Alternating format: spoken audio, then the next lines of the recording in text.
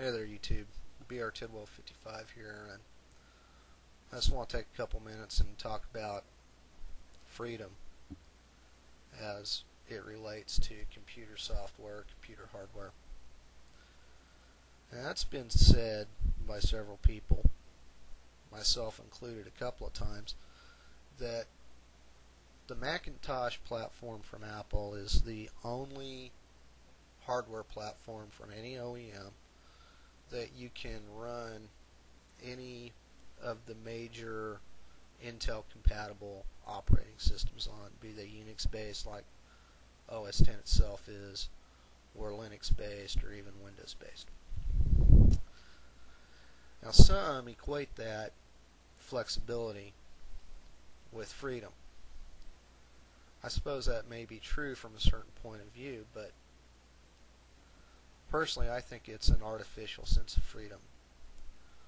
It's artificial because ever since Mac switched to the Intel platform, there's really been no technical reason why you couldn't install OS X on commodity PC hardware. The restriction isn't technical, the restriction is legal.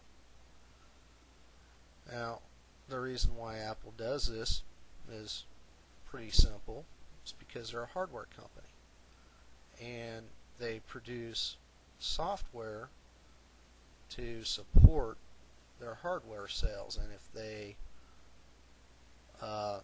allowed home builders or OEMs, or if they licensed people to build Mac clones, then they would basically kill their own hardware sales if people were able to do it cheaper than what they could. And the market being what it is, people, you could certainly do that. I mean, that's the reason why they sued SiStar.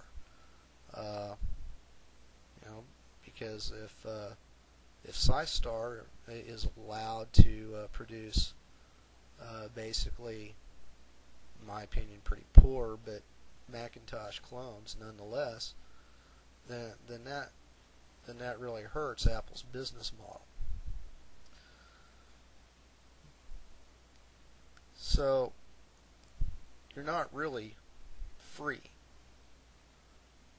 Take the iPhone. If you go out and you buy an iPhone, if you follow, the contracts and everything, you gotta sign up with AT&T. You could jailbreak it, but if you jailbreak the iPhone at the touch of a button, Apple could basically brick your hardware. That's not freedom. That's not a company that I think respects your freedom.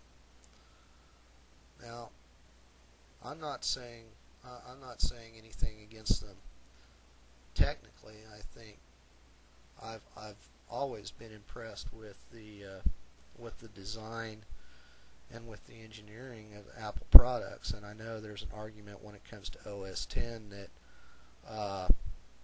that the hardware and the software are all designed to work together seamlessly, and I'm sure that's true.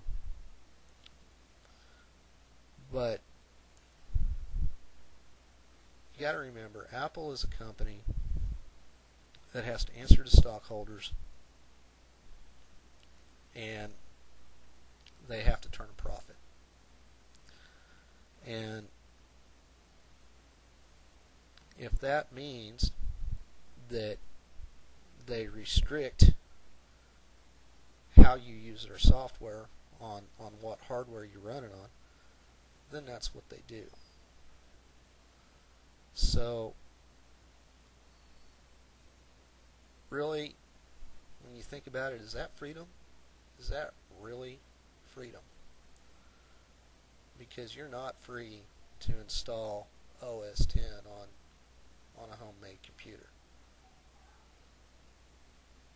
You're not really free to use an iPhone on a different carrier than AT&T.